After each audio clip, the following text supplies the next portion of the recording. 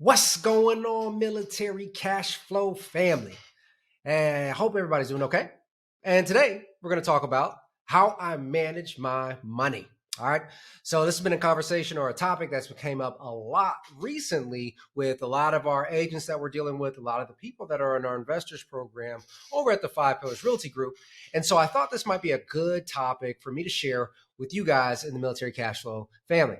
All right. So when it comes to money, we're always looking at how we can make more, how we can make more, how we can make more. But if many of you may have not heard this before, but they say, hey, if you can't manage $100, how the hell can you manage $1 million?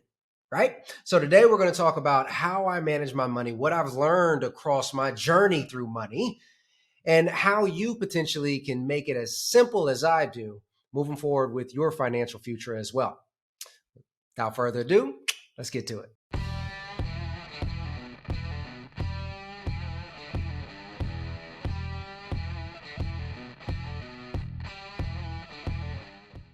All right, so let's talk about it. Let's get straight to the meat and potatoes. When we're looking at money, guys, many of us are thinking of how can we create more streams of income, right? One stream of income may be our W-2 job. Great. The second one may be that first rental property. Well, how do we get more? And most of you may know this, but the average millionaire has about 7 streams of income. So we're always trying to figure out how can we beat that, right?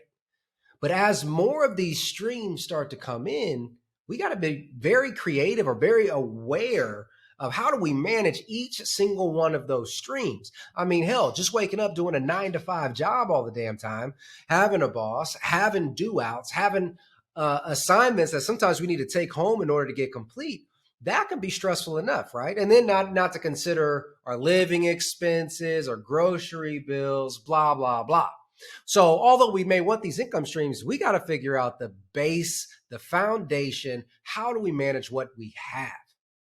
And so I am in the mindset of KISS. Keep it simple, right? Keep it simple. Stupid is really what it breaks down to, or keep it simple. That's really the only one I know. I've heard a few different variations, but I can't remember them. But keep it simple, right? I used to think that, hey, if I'm going to manage my finances, I need this massive Excel spreadsheet. I'm going to have different tabs for every different thing. I'm going to track every income that comes in, every expense that goes out. I need QBO, which is QuickBooks Online. I need that program. I need this, I need that. I need to review my receipts every week. Guys, I'm going to be honest with you. We all can do all of those things. And I tell you what, if you did it in that much detail, you would know your finances better than anybody else could ever imagine, better than bookkeepers and CPAs. And that may be something to strive for if that's your prerogative. But if you're anything like me, I am ambitiously lazy. Let's be honest. I want financial freedom, but I also want the time freedom, because the time is much more important for me. So I want to keep my finances as simple as possible. So how do I do that? What I do is I essentially divide my spending categories into chunks, and that's it. Now, many of you may say, well, how many chunks, Mike? And I'm going to tell you 12. I'm lying. That's a lot. It hurt me so bad to say it that I had to stop it real quick. It's not 12. I only divide my spending into 3 chunks, and we're going to go over all 3 of them. The first one is savings. The second one is expenses. And the third and final one is investing. All right. So let's get to the first one. All right. So when we talk about saving, we have to put this at the top of the list for a reason. We have to make it a priority. So as many of you are aware, we only really accomplish things that we prioritize. There's no such thing as lazy. People will be like, oh, I'm too lazy to do it. Or, oh, I'll get to it later. No, it's just not a priority, right? If people decide to binge Netflix instead of going to the gym, it's that new episode of Orange is New Black or whatever it is that you're watching that's taking priority in your life at the moment. You're not worried about the gym. And let's be honest with ourselves, right? We take extreme ownership in everything that we do. We know that that's the case. So the question becomes, why aren't you saving any money? It's because it's not a priority. Now, I realized that for myself early in the game. Thankfully, I did. And I used to save money, and then I'd spend it and I'd have to start all the way over.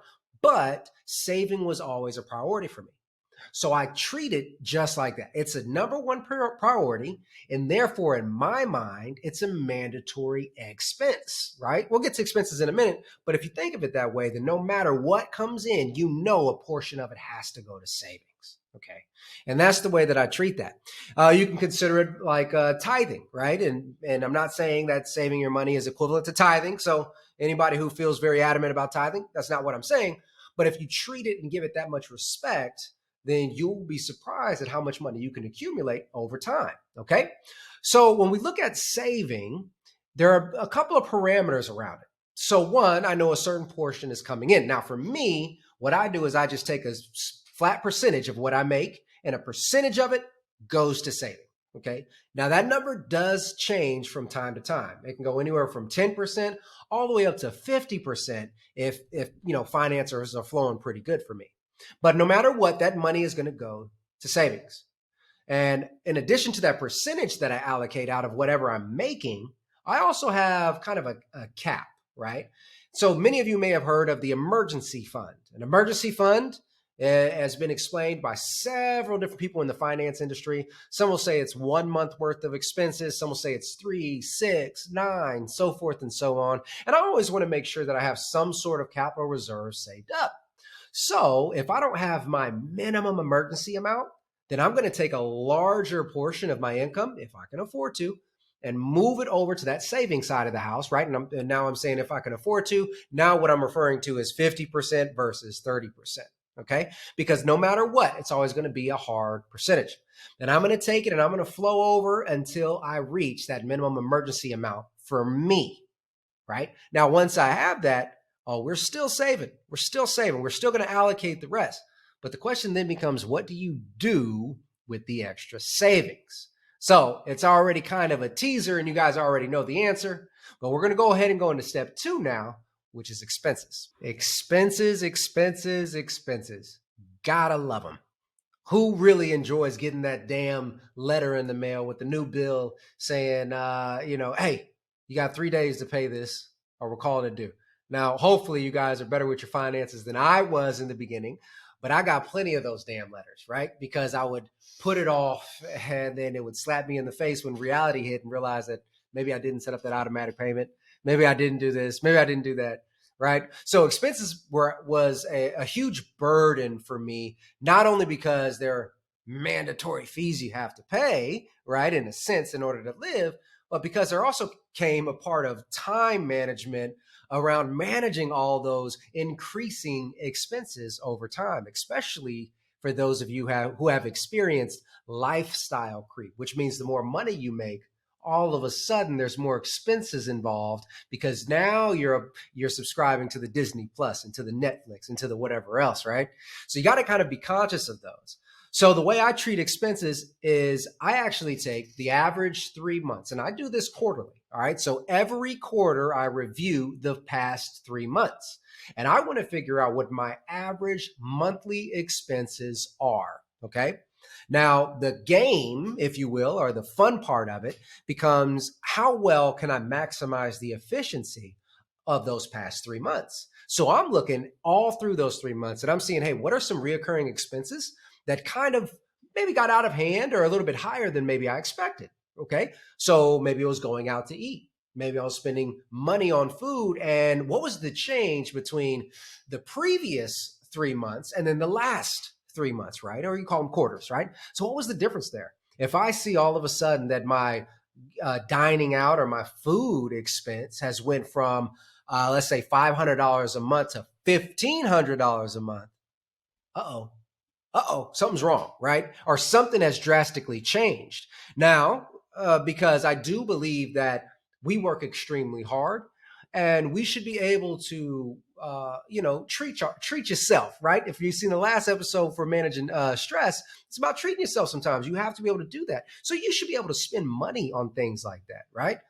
But can I maybe streamline the efficiency of it? Maybe. Instead of just completely cutting out eating out and watching where I'm going to the grocery store and budgeting and all these other things, maybe I just reduce going out to eat maybe twice a month I'm sorry, twice a week. We can do twice a month, right? If you really want to be strict, but maybe only twice a week, right? Maybe that alone can reduce it by another $700 for the month or something along those lines. But you get my point there, right? In addition to that, I'm going to go take a look at where all these expenses went, right? In addition to seeing, how much was spent per category, I'm also going to see like what was new than, what's different now than the last 3 months or the previous ones, right? Maybe I subscribe for something new? Did I maybe pay for a new membership to a club, to a gym, to a Toastmasters group or whatever? Okay, out of those expenses, which ones are considered business write-offs? Which ones can I maximize efficiency on? Maybe I'm not already tracking them as business expenses, but maybe I can reallocate them towards that, right? Or which ones am I not even using at all? Can I just cut them off completely?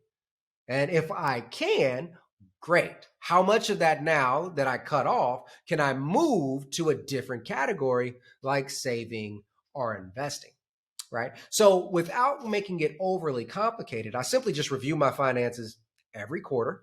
And I just want to make sure that those expenses are in line and I'm keeping them in check. I don't want them to get out of hand. I don't want lifestyle creep to kind of take over. And I just want to be able to move them around as much as possible. Now, for me, it's not a strict, it must meet this minimum requirement as far as expenses go. And the reason why is because the savings was already prioritized. So my saving was already done. And then whatever's left over can be used for the expenses and for the investing, right? And which we're going to talk about next. Now, this is my favorite way to use money, is investing, right? Everybody talks about they want to be wealthy. They want to be rich. They want to be financially free. And people that don't understand this concept struggle to do it because primarily the way to wealth accumulation is through investing. Right? Now, you can invest in many different things: real estate, stocks, bonds, blah, land, farms, businesses, so forth and so on. But the key is you got to invest something. So if we kind of go back to the beginning of the video, we talked about the savings aspect, what I really focus on, right? And as soon as I reach that threshold of my 3-month, 6-month, 9-month fund that I'm looking for, whatever is in excess, that is where I just immediately allocate over to the investing side of the house. So in essence, investing is still prioritized for me, even though it's the third ideal or idea of how I manage my money. It's still a priority because that money is already allocated for savings, and that excess I'm immediately rolling over to investing. Well, guess what? I don't only just focus on the excess for savings. I also focus on the expenses, right? So let's say hypothetically, and we're going to just make a very simple number here. We're going to say $1,000 a month. $1,000 a month come in, $300 goes towards savings, okay? I reach my requirement, whatever's excess, maybe I move to investing. That's $300. I take another $500, and that's my average expense month over month over month. So I'm trying to stay as close as I can to that $500 mark. So the excess, because I've already calculated it now, that excess is going to go straight into investing. And again, the investing is a mix of things for me. It could be a Roth retirement account. It could be my whole life insurance policy. It could be a separate savings account where I'm saving up for another investment property. List goes on, right? But let's say that $500 that I'm using for those expenses for the month, let's say I actually finish off the month at $400 and I got $100 left over. What do you think I do with that extra money? For me, since it's extra, it's a bonus. I need to reward myself. And my version of rewarding it is putting it towards investing. Now, there are different ways to reward yourself. All right. I'm just telling you what I do. But to be quite honest, I can make a great argument to say, hey, look, you save that extra 100, go out and enjoy yourself in life. Go maybe take the wife or the kids out, or the fiance, the girlfriend, the boyfriend, whatever. Take them out for a treat. Maybe you just treat yourself. Go to the movies by yourself, whatever, because that's extra money that you saved by managing your expenses. So you should treat yourself. Now, my version of treating myself is typically putting it into an investment. And every now and then, because I plan ahead, right, with my money. So let's say I plan a vacation. Well, that's already allocated and it's already in the expense file, right? It's already there. But hey, I might get a little extra money and say, you know what?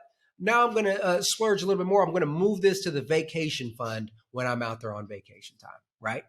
So just understanding the importance behind managing your money is it does not have to be extremely stuffy or extremely restricting. That's the important part. It doesn't have to be super complicated with Excel spreadsheets and budgets. And for those of you who can do that, I applaud you because many people can't. And right now, for everybody who feels like they're struggling to get in tune with their finances, I encourage you to maybe take something from this video here and keep it very simple. Break it up into 2 or 3 different categories, block them off by percentages or dollar amounts, and just stick to what you got. Just stick to what you got. On the expense side, once things are paid, your mortgage, your rent, your food, and so forth and so on, you got whatever's left over to spend. Go out and spend it the way you want to because you've already allocated it as an expense.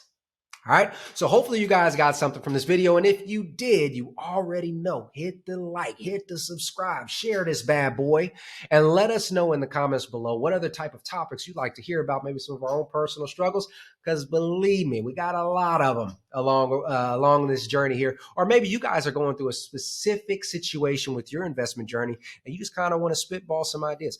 Please leave it in the comments below and we'll do our best to make some content for you guys. But until next time, this is Mike Glaspie signing off.